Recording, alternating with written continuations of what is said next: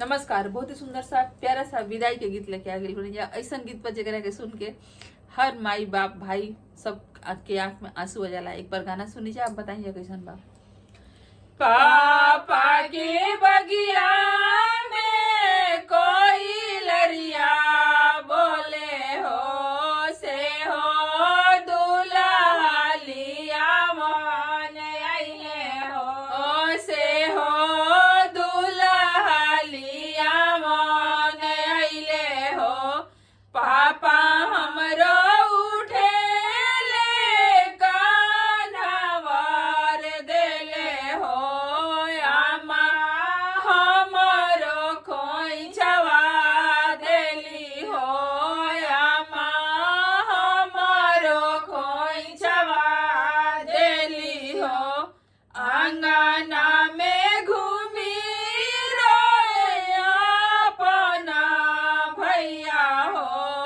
आजू बहिनी पाराया भैली हो।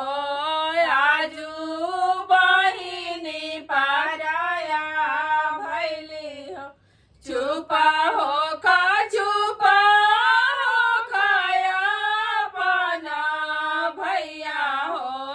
आजू पापा जी सुचिता भैले हो। आजू पापा जी सुचिता भैले हो।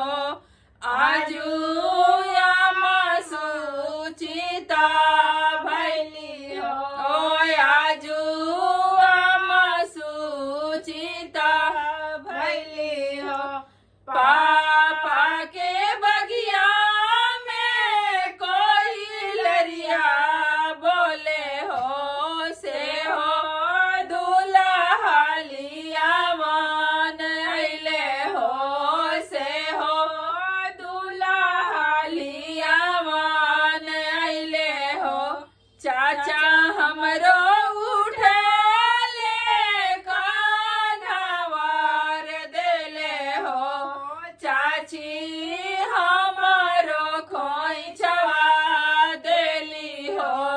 चाची हमरो खोइछवा देली हो। धन्यवाद।